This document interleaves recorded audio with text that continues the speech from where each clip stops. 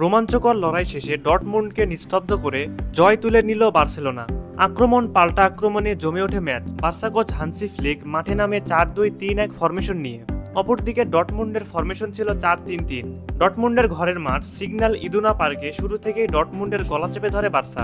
ম্যাচের মাত্র 5 মিনিটের মধ্যে বার্সেলোনা অন্তত দুটি সুযোগ তৈরি করে, কিন্তু ফিনিশিং ব্যর্থতায় সে যাত্রায় বেঁচে যায় ডর্টমুন্ড। ঘরের মাঠে শুরু থেকে রক্ষণাত্মক খেলছিল ডর্টমুন্ড, যার কারণে একের পর এক আক্রমণে দিশেহারা হয়ে পড়ে ডর্টমুন্ড ডিফেন্স।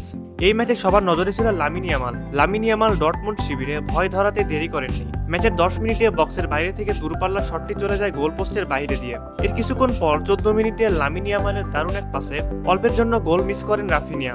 এত আক্রমণে যখন দিশেহারা ডর্টমুন্ড, তখন ডর্টমুন্ড চেষ্টা করে শুরুর ধাক্কা সামলানো।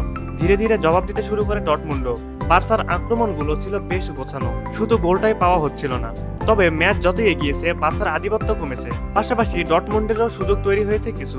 কিন্তু প্রথমার্ধে শেষ পর্যন্ত বার্সার মতো গোল পায়নি বরুসিয়া ডর্টমুন্ড। ফার্স্ট হাফ শেষ হয়েছে গোলশূন্য ড্রয়ে, তবে সেকেন্ড হাফে যেন খেলার গতি আরো বেড়ে যায়।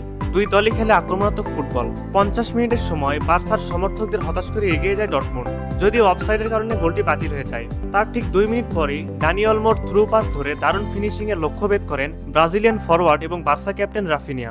গোলের পর আক্রমণের ধার কমে যায় বার্সার। সেই সুযোগ কাজে লাগিয়ে 60 মিনিটে গোল করে ডর্টমুন্ড। বার্সা ডিফেন্ডার পাও কুবার্সি ফাউল করে বসে সেরহো গুইরাসিকে। সুযোগ কাজে লাগিয়ে গোল করেন গুইরাসি। ম্যাচে তখন 1-1 সমতা। ম্যাচের 68 মিনিটে গোলরক্ষক গ্রেগর কুবেল ত্রাতা হয়ে বাঁচিয়ে দেন ডর্টমুন্ডকে। স্বাগতিকদের উপর চাপ বাড়িয়ে বার্সা ম্যাচের 75 মিনিটে ব্যবধান 2-1 করে ফেলে, যদিও বেশিক্ষণ ধরে রাখতে পারেনি সেই লিড। মাত্র 3 মিনিট পর 78 মিনিটে নিজের দ্বিতীয় সমতাসূচক গোলটি করেন গুইরাসি। ম্যাচ ফেরে 2-2 গোলের সমতায়। সবাই হয়তো ভেবেই নিয়েছিল ড্র হতে যাচ্ছে এই ম্যাচ, কিন্তু তখনও বাকি ছিল ম্যাচের নাটকীয়তা। জমজমাটে ম্যাচ ঠিকই লিড নিয়ে নেয় বার্সা। 85 মিনিটে বুদ্ধিদীপ্ত এক শটে নিজের দ্বিতীয় এবং দলের তৃতীয় গোল করেন ফেরান তোরেস। এরপর ম্যাচের বাকি সময়ে গোলের জন্য মরিয়া হয়ে চেষ্টা করে ডর্টমুন্ড, কিন্তু শেষ পর্যন্ত সমতাসূচক গোলটি আর আসেনি। হার নিয়ে মাঠ ছাড়তে হয় জার্মান ক্লাবটিকে।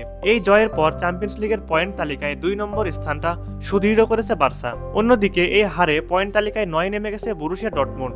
6 ম্যাচে তাদের পয়েন্ট মাত্র 12।